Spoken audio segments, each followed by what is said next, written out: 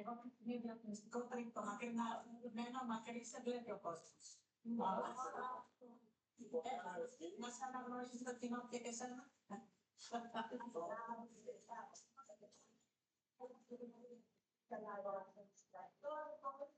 Και πραγματικά έτσι κάνουμε και λίγο χιούμορ, παίρνουμε γιατί δεν βγαίνει η βοήθεια.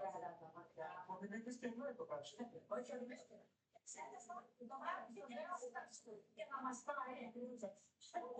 Σπινό, έτσι το Έκανα Είχα τη παραφορά, είναι μια φίλη πολύ καλή, θα της παραδεχτεί τα σταράσια. Καταφτάσετε, θα δείτε τώρα τι καταγγελίες έχουμε σήμερα, κύριε Πιστοδούλου, άμα τα δείτε όλα αυτά, την Παρασκευή εμείς δεν ξέραμε να γελάσουμε, να κλάψουμε για τους ανθρώπους που έχασαν τόσο χρήμα όπως καταγγέλουν. Σήμερα να δείτε τι καταγγελίες υπάρχουν εδώ. Είναι αυτό που ξέρεις απολαύει.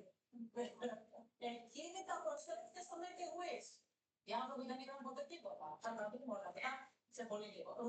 Πάμε όμως στο θέμα έτσι να ξεκινήσουμε με την υπόθεση Διάσωνα, που όλα αυτά τα χρόνια η οικογένειά του μας εμπιστεύεται και πραγματικά σήμερα ήρθε η ανατροπή στο δικαστήριο. Αγροτίνα σήμερα πρόκειται να δικαστεί σε δεύτερο βαθμό η υπόθεση με το τροχαίο του Ιάσονα που έχασε τη ζωή του έξω από το Ελληνικό Κοινοβούλιο, από την Βουλή, εκεί στη Βασιλεία Σοφία. Σήμερα η υπόθεση, ενώ η οικογένεια περίμενε την δικαιοσύνη, είχαμε την ανατροπή. Ο οδηγός του οχήματος της Βουλής απέσυρε την έκθεση που είχε καταθέσει και παραμένει την πρωτόδικη απόφαση η Ζήνα τα 3 χρόνια που είχε χωρίς να το αφαιρεθεί στο δίπλωμα. Λέει στην ουσία.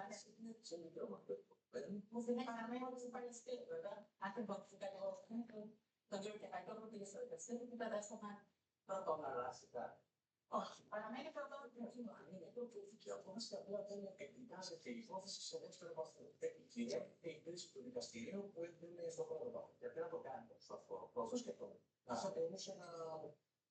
Ενδεχομένως είναι. Δεν μπορούσε να κερδίσει, κύριε Παπαδόπουλο.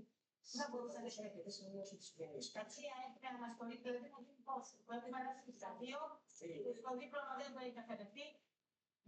Βέβαια, εντάξει. Η αναστολή τώρα στην κατάσταση αυτό δεν το καθιστά τα παιδιά απόψη. Αλλά είτε 2 χρόνια με αναστολή, είτε 3 χρόνια με αναστολή, νομίζω ότι είναι. Πάντως, η οικογένεια αυτή και μετά που μιλάει για ποινή κάτι, θα την ακούσουμε στην εκλογία του.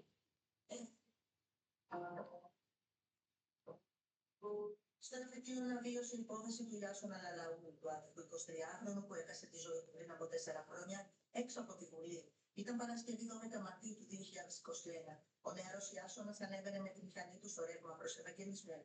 Ξαφνικά ένα αυτοκίνητο με οδηγό υπηρεσία τερματίματος συνοδείας της Φλόρας Μπακογιάννη στρίβει αριστερά παράνομα από το αντίθετο ρεύμα για να μπει στον χώρο της Βουλής.